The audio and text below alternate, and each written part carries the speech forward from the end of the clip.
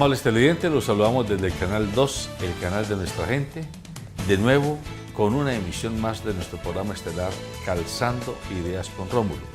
Y como lo prometimos, vamos a seguir hablando con don Rómulo y ya lo comprometí. Para que nos siga contando su historia así con el detalle que nos contó en el programa anterior, no vamos a correr. Este programa en esta media hora pueda que lleguemos hasta el año 84, 85 y seguimos haciendo a futuro porque la importancia es sacarle jugo a la experiencia de vida que ha tenido don Rómulo Marín y cómo él, a partir de sus errores, de sus debilidades, de sus talentos, de sus aciertos y de sus esfuerzos, hoy ha logrado tener una empresa como la que tiene, que se llama Calzado Rómulo, con más de 1.100 trabajadores y que es un ejemplo en el país. Don Rómulo, usted nos contaba en el programa anterior que se había ido para Estados Unidos, casado, y que estaba ya, decía, bueno, pues entonces yo vivía en el infierno y ahora estoy aquí como que en el cielo será. Pero ya aprendió zapato o se metió ya en el gremio de la zapatería con mucha profundidad. ¿Y estuvo cuántos años en Estados Unidos? Yo estuve casi 5 años en Estados Unidos. ¿Y todo el tiempo trabajando en zapatería? Sí, yo la primera oportunidad que tuve, como no tenía el Social Security, me tocó trabajar en un taller de remiendos, donde en ese taller de remiendos el dueño era un señor Monti de Pereira. Y yo llegué allí y el tipo pues tenía su taller de remiendos, no era tan fructífero. Llegué yo y la verdad que cuando una persona traía un zapato a arreglar, al otro día, después de haberle arreglado un par, me llegaban 3 pares más para que le arreglara. Y eso se fue convirtiendo en una bola de nieve que ese señor en menos de 1 mes y medio o 2 me dijo que yo quería ser socio de él. En un negocio de un taller de remiendos en Estados Unidos, que es un taller de remiendos donde es mucho el billete que se gana. En Estados Unidos un taller de remiendo es con toda la maquinaria, es como los que hacían por aquí en el Éxito o en estas entidades. Era un taller de remiendos sofisticado, la manera era diferente porque ya se trabajaba parado y la gente se podía quedar ahí sentada y yo en 1 hora le reparaba el zapato, le cambiaba la suela, le cambiaba el tacón. O sea, era algo que cuando este señor Monti me vio a mí, dijo, no, pues yo tengo aquí es el tesoro de Morgan con este señor. Claro, claro. Pero yo no fui a Estados Unidos a hacer remiendos. Porque Perdón, entonces cuando él le dijo que si fuera socio, ¿usted qué le contestó? yo le dije exactamente eso, que yo no fui a Estados Unidos a hacer remiendos. Cuando ya yo saqué mi Social Security, yo empecé a buscar trabajo de guarnecedor, allá le llaman costurero. Cuando ya empecé a trabajar en una empresa de costurero, donde yo llegué y estaba la compañía ahí, la parte de guarnecida, arranqué yo a guarnecer y yo era muy experto en mis cosas, me gustaba el orden y entonces yo veía que este muchacho la caja la dejó por acá o por acá y empecé ya a ordenarle todas estas cosas en el taller como un lambón, por decir algo yo, cuando de un momento a otro, creo que al mes o mes y medio, me llama el dueño de la compañía, me dice, venga, ¿usted quién es? Dije, yo la verdad soy una persona que tuvo un taller de zapatería en Colombia, yo conozco el tema de diseño, conozco el tema de guarnecida y conozco el tema de soldadura. ¿Y usted sí es capaz de manejarme el departamento de guarnecida? Le dije, pues claro, con mucho gusto. Me dijo, bueno, vamos a hacerlo. Y entonces me metí allí en el tema y la envidia de la gente empezaba, ¿no? Bueno, este colombianito no lleva aquí ni 1 mes y medio, 2 meses, yo llevo trabajando aquí 6 años y mire, le ofrecen a este que sea foreman. Empiezan las envidias, ¿no? Entonces me llama nuevamente el dueño de la empresa y me dice, venga, ¿usted quién es? Le digo, yo era una persona, porque el tipo veía en mí mucha capacidad también. En esa otra empresa, se llamaba Calzado Eso hacía un zapato de tacón finísimo, calzado. El Cris o Cris, eran unos dominicanos. Y entonces me dijo, venga, ¿usted es capaz de manejarme la planta? Y le dije, yo soy capaz de manejarle la planta. Me dijo, ok, necesito 500 pares de zapatos de estos zapatos, porque era un zapato en culebra, un zapato muy fino, un zapato más o menos de esa época, de casi 15 a 20 dólares. Era un zapato muy bueno en esa época, porque era en culebra, eso llegaban las culebras, la piel, y eso se planchaba, esas culebras con una tela que pegaba para poder trabajar la culebra. Y entonces me encargué de eso y entonces ya me dieron unas directrices, aquí hay que hacer los 500 pares, a las 4:30 o 5 de la tarde a más tardar, está llegando la transportadora por los 500 pares de zapatos. O sea, eso no era de que espérese que ya voy o que ya estamos completando, no, eso era una puntualidad, que los 500 pares de zapatos tenían que estar a las 4:30 porque a esa hora pasaba la transportadora y eso es con una puntualidad enorme en ese país. Trabajé allí como 1 año y medio porque ya yo me fui agotando un poco, porque me decía que si yo era capaz, pero no me decía... No te estimulaba. No me estimulaba.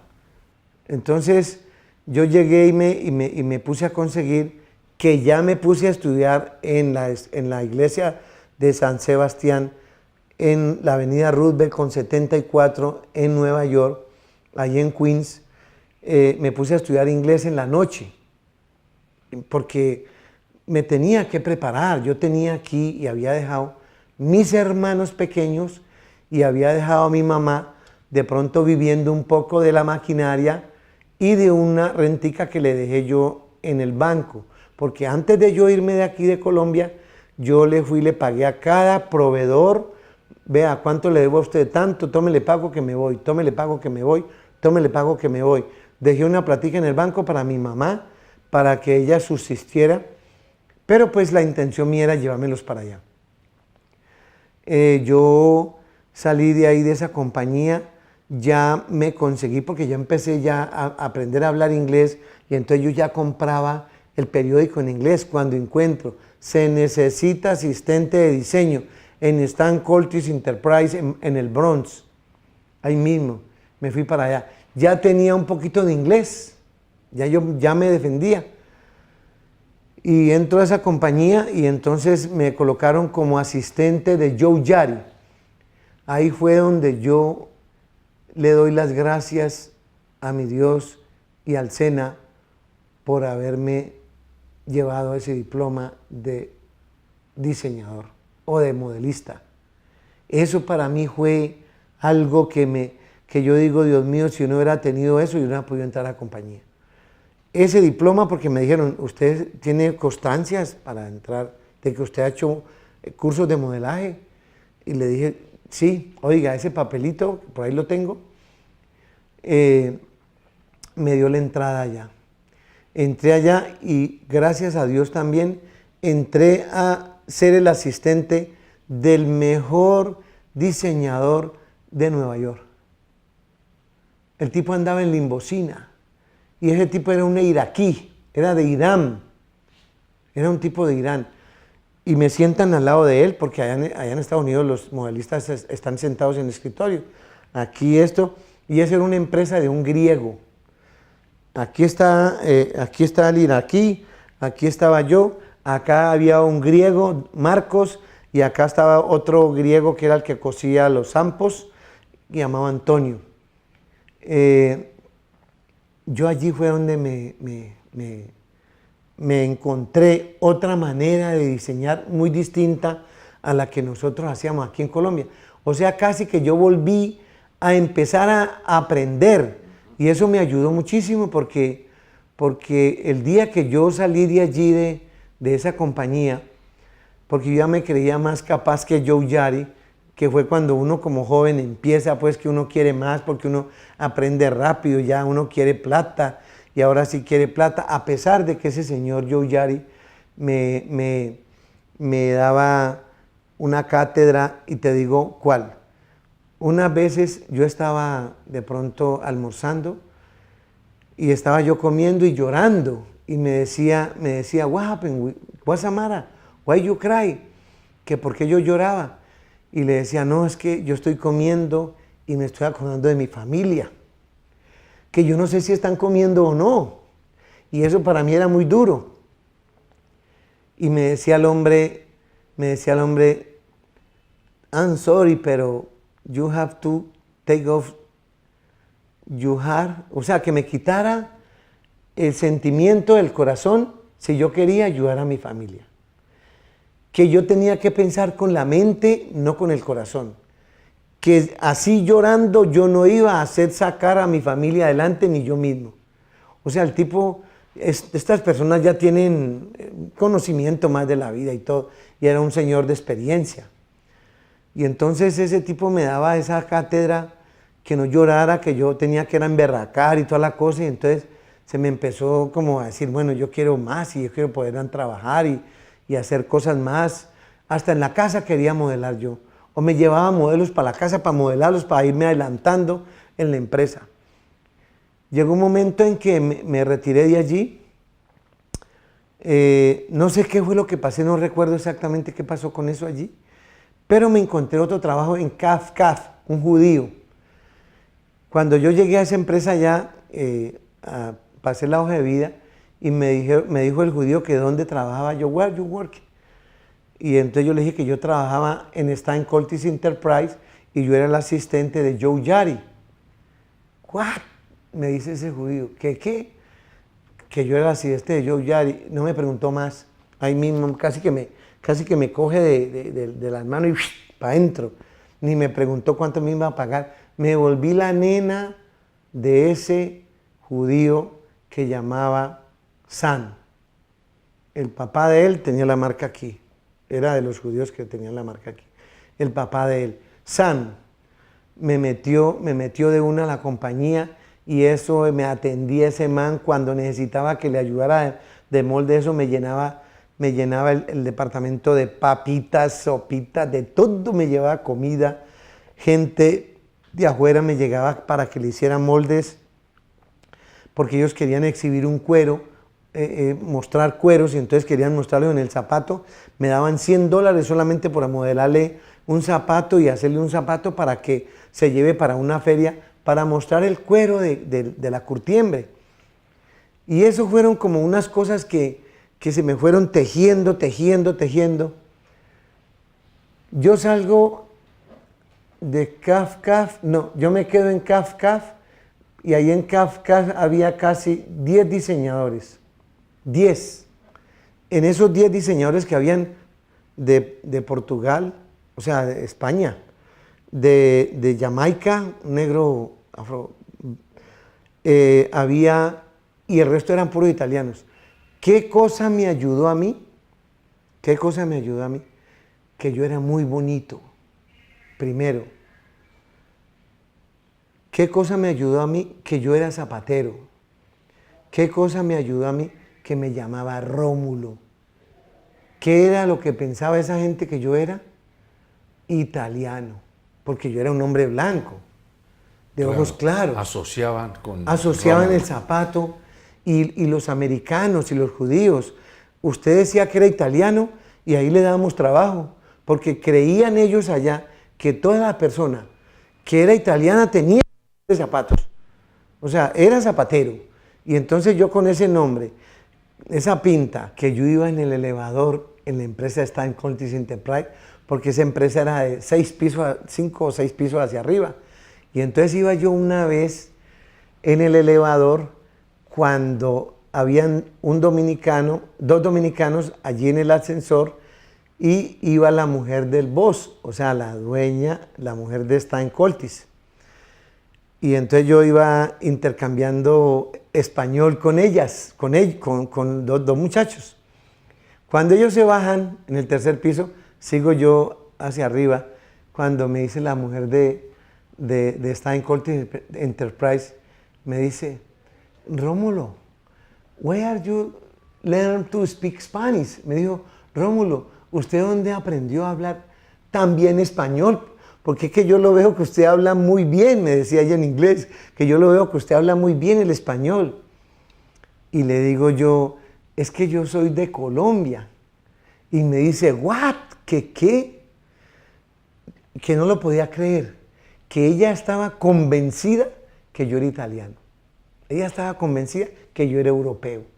Ella, porque pues eso no se diferenciaba. A uno lo sacan mucho por el pelo negro allá, los ojos oscuros, y yo en esa época tenía unos ojos como tirando a verdes. Le cuento que esa señora se quedaba sorprendida de ver a Rómulo. Y a ver una persona hispana en un departamento de diseño en Estados Unidos no era normal tampoco. Entonces eso era lo que pensaba. Entonces a usted le ayudó en ese progreso profesional su pinta, sí, el hecho de que era zapatero, sí, y su nombre. y mi nombre, que la gente creía que yo era italiano porque Rómulo es un nombre italiano. Sí, claro. Y la gente en Europa conoce la historia de Rómulo y Remo. Y cuando uno tiene cosas relacionadas con el calzado, asocian mucho a eso. Tan así que hubo después en otra empresa donde me mandaban a llamar a mí con otra judía, que por qué no me iba a conversar con el judío tal que quería que yo fuera, que él me ofrecía 2 viajes a Italia al año y me pagaban mejor de lo que me estaban pagando ahí. Bueno, estamos hablando de qué año.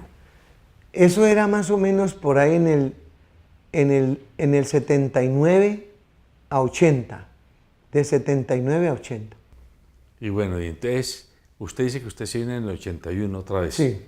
¿Por qué se vino? Porque si ya estaba tan metido en la dinámica de la industria del calzado allá, ¿por qué no se quedó? No, pero es que usted no me preguntó hasta dónde llegué yo en ese departamento de diseño. Bueno, entonces, ¿sabe hasta dónde llegué yo en ese departamento de diseño? Donde éramos 10 diseñadores y habían el que era Sampo Runner, que era un viejito italiano, era el que se codeaba con el salesman, con el director de ventas. Y entonces él venía donde mí, al que más buscaba era a mí, el italiano, el viejito. El que más buscaba era a mí, entonces él siempre me decía, vea mijo, aquí hay 10 diseñadores. ¿Usted sabe qué son 10 soldados? Sí. ¿Usted sabe que hay medallas para los soldados, las mejores medallas, y le darán medallas y medallas a los mejores soldados, pero nunca pasarán a sargentos? Esa diferencia la tiene usted. Porque cuando él llegaba donde mí, a que le hiciera algo, yo era el único que le atendía. El resto era, no me desconcentre. O sea, era como un sofisma tan bobo la situación, que no los desconcentrara. Y no les gustaba que le dijeran que tiene un trabajo y que le hagan el otro. No, él me buscaba a mí porque apenas llegaban de mí. Rómulo, necesito que me le baje 3 milímetros a este modelo, porque ya lo había hablado con el salesman, para que le decían, quítele, póngale este poquito, y uno se quedaba aterrado, que un 16, un octavo, que uno sabe que eso es poquito, y aquí en Colombia se trabaja uno y hasta media pulgada de más, y la gente aquí no decía nada. Allá fue donde aprendí a ser un poco más preciso. Y entonces, cuando menos pensé, el tipo decía que yo podía llegar a ser sargento. Se enfermó una vez el Sampo Runner, el chief del departamento se enfermó, y ahí mismo el Sampo Runner me dice, Rómulo, you desk, ahí está su escritorio. Cualquier problema que había en esa compañía que yo trabajaba, cualquier problema que hubiera con moldes, era que Rómulo, que por favor ir a la planta, que hay una máquina que tiene una dificultad con unos cortes o con X cosas de zapatos. Tenía una gran virtud yo, y yo no sé, algo que mi Dios me ha dado, que yo llegaba allá no era a buscar problemas. Yo llegaba allá era a darle la solución. Por el conocimiento que uno tiene en el zapato, uno sabía qué pasaba. Le doy un dato así rápido. Una vez cortan un cuero, cortan un sintético con un molde, con un troquel de cuero. Y hicieron ese sintético con el troquel de cuero, y resulta que cuando llegó a la máquina montadora, las máquinas montadoras tienen unos recorridos muy exactos, y llegaban y metían el corte y ¡pah!, se reventaba, porque el sintético no cedía absolutamente ni 3 milímetros, mejor dicho. Mientras que el cuero te puede ceder a ti 7, 8 milímetros. Entonces, cuando la máquina agarra esas pinzas, agarraban el corte para voltearlo, pues lo reventaba de inmediato porque la fuerza que tiene la máquina montadora era inmenso. Llego yo allá, como así, me voy a los tickets a darme cuenta qué tipo de material usa ese tipo de estilo. Claro, lo estaban cortando mal. Entonces, eso eran las ventajas que yo tenía. Entonces, cuando tú llegas y se dan cuenta las personas de que tú llegas a resolver los problemas, tú no llegas a buscar culpables, ni llegas a alborotar una cosa a otra. Esas eran las cosas que más le podían gustar a las personas. Eso era lo que más, o sea, los resultados de inmediato era lo que más le fascinaba. Yo llegué a ser el chief del departamento cuando de allí ya empezó el tema de que se iban a traer a mi hijo para acá. Yo dije, y le hablé al Samporrón y le dije, me tengo que ir para Colombia. ¿What? Ese hombre me decía que qué le pasa. Si aquí hay alguien en esta empresa que tiene futuro, se llama Rómulo, me decía ese señor. Si hay alguien que tiene futuro en esta compañía, en Estados Unidos, se lo digo, que tiene futuro, se llama usted. Porque yo ya andaba en limusina. Yo ya andaba en una limusina que parqueaba él ahí, en la otra compañía. Él, Sam Porno, andaba en BMW. Los otros eran Toyotas Corolla, que era el que yo me quería comprar, ya un Toyota Corolla. Gracias a mi Dios me compré el mejor carro del mundo, que tiene hasta fama, que se llama el Gran Torino de la Ford. Por ahí vi una película. El de los y veo Rápidos y Furiosos. No, el Gran Torino de la Ford, eso es una película de Kid Wood. Así se llama el Gran Torino. Te cuento que yo tenía un Gran Torino. Cuando vi esa película que me dieron el Gran Torino, yo pensaba que eran mentiras. Oiga, tenía ese carro de lujo. Eso era como una lancha. Uno llegaba y le pegaba, era automático. Le metía el pie, eso parecía un avión, así. ¡Fu! Parecía un avión. Me dice que cómo me iba yo a venir para Colombia teniendo tanto futuro en ese país. Y yo le decía que es que mi hijo ya está en Colombia y entonces yo tengo que irme para allá porque yo no puedo dejar a mi hijo solo. Igualmente tengo mi hermana. Yo ya me había llevado a mi hermano para Estados Unidos y mi hermano se me había devuelto también. Mi hermano Jorge lo había llevado a Estados Unidos y le tocó devolverse porque él le nació una niña aquí en Colombia. Él dijo, no, pues ¿cómo yo voy a dejar a mi hija acá?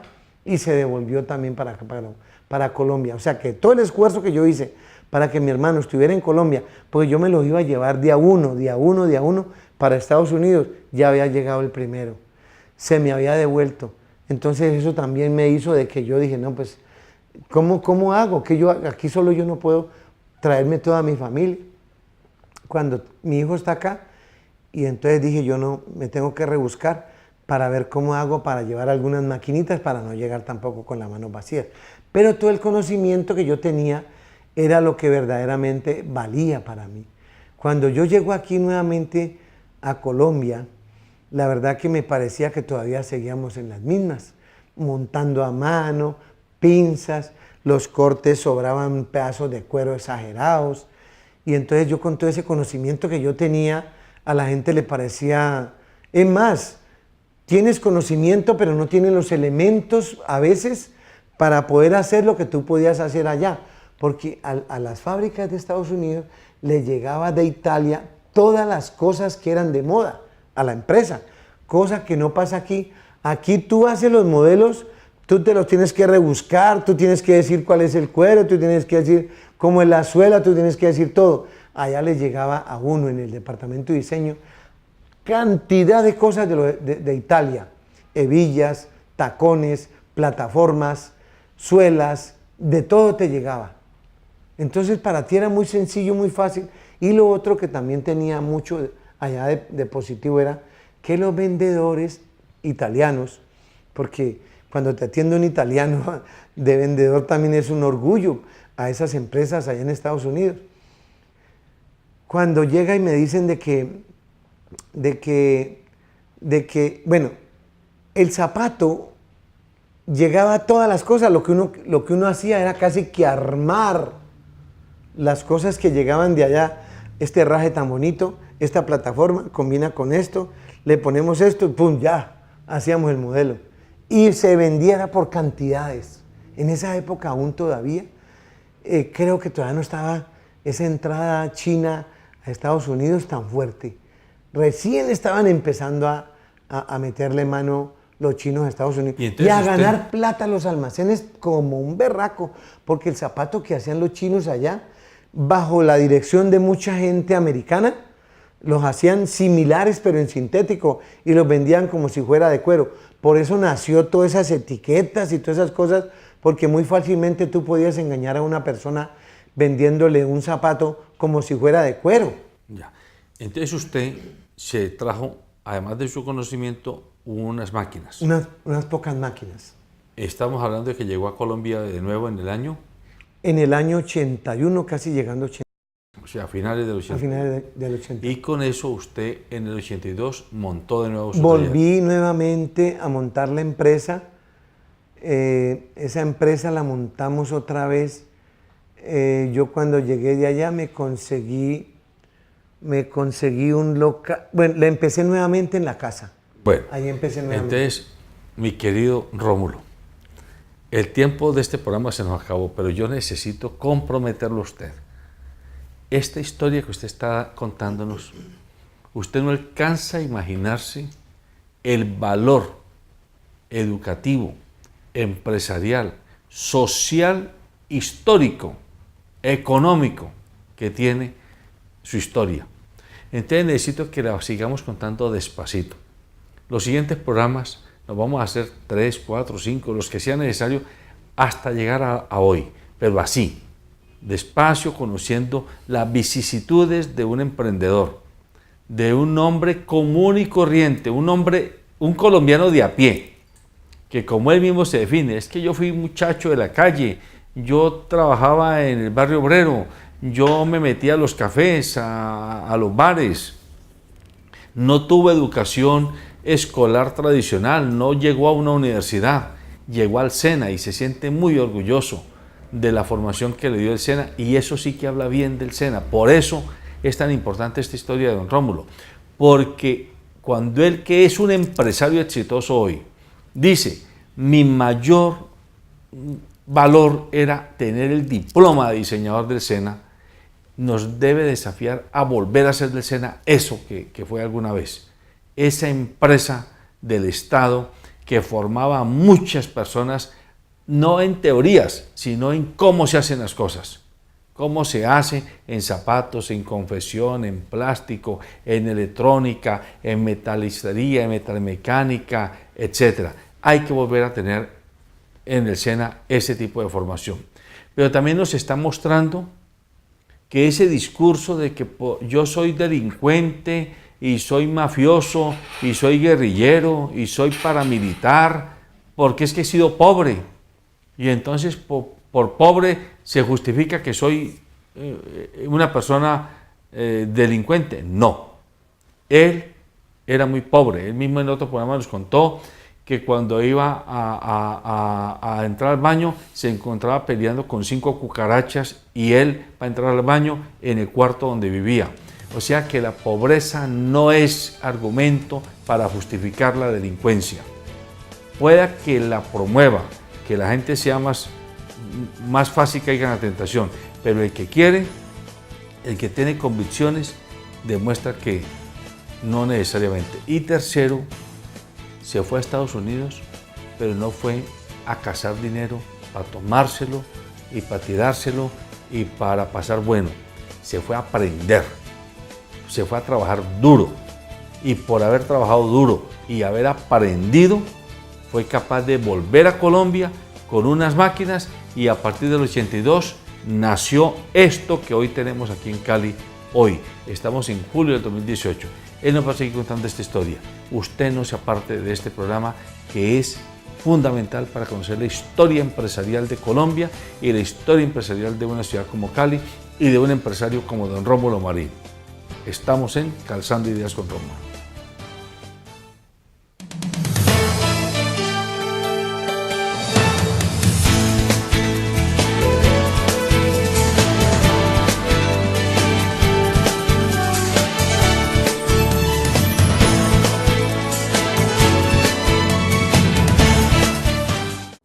en momentos de relax, en los trascendentales, cuando arriesgaste dar ese primer paso. Calzado Rómulo, Romulus y Cruz Verde es calidad y confort para todos tus momentos. Calzado Rómulo, orgullosamente calzando a Colombia.